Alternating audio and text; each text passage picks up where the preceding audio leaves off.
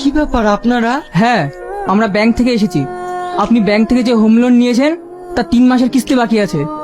এর আগে আপনাকে দুবার ওয়ার্নিং দেওয়া হয়েছে, তবুও আপনি কিস্তি জমা দেননি। দেখুন স্যার, আমার চাকরিটা চলে গিয়েছে, এই মুহূর্তে আমার কোনো ইনকাম নেই।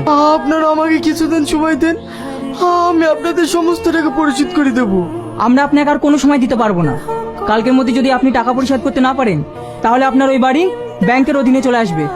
স্যার, আমাকে কিছুদিন সময় দেন, আমি আপনাদের সমস্ত টাকা শোধ করে দেবো। আমাকে আর একটা সুযোগ দেন। দেখুন, আমরা ব্যাংকের রুলসে বাড়ি যেতে পারি না, তবুও আপনাকে আমরা যথেষ্ট সময় দিয়েছিলাম। এখন আর আমাদের কিছু করার নেই, চলুন।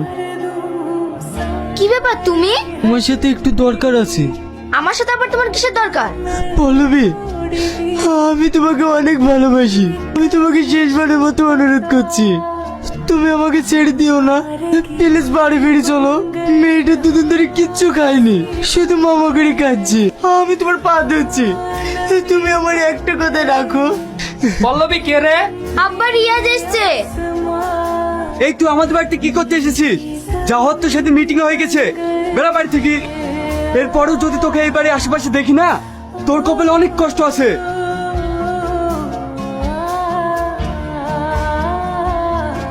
মার দিয়েন না, আমি অত খেতে পারবো না। পারবো না বললে হবে?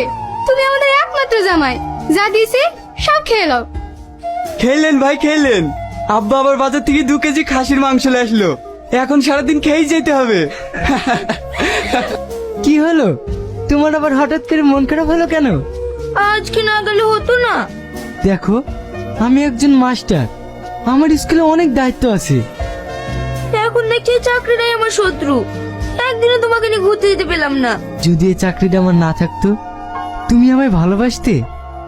শুধু চাকরি কেন, তুমি যদি বেকারও হতে, তবু আমি তোমাকে এভাবেই ভালোবেসে যেতাম।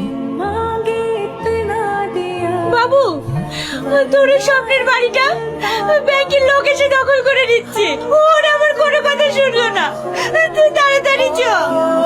দেখো মা, এটা হওয়ারই ছিল। আমি ওখানে গেলেও ওরা আমার কোনো কথাই শুনবে না। তোমার একটুও লজ্জা নাই? তুমি আবার কুকুরের মতো এই বাড়িতে এসেছো। দেখো পল্লবী, এই কুকুরটা তোমার বাড়িতে আর কোনোদিন আসবে না। আমরা এই গ্রাম থেকে চলে যাচ্ছি। জিজ্ঞেস করবে না কেন চলে যাচ্ছি? আমার আর তোমার স্বপ্নের বাড়িটা ব্যাংক দখল করে নিয়েছে, আর তোমাকে 10 লাখ টাকা দিতে হবে না। তাই আমি আমার জন্মভিটিটা বিক্রি করে দিয়েছি। এই নাও টাকা। আমরা সারা জীবনের জন্য এই গ্রাম ছেড়ে চলে যাচ্ছি।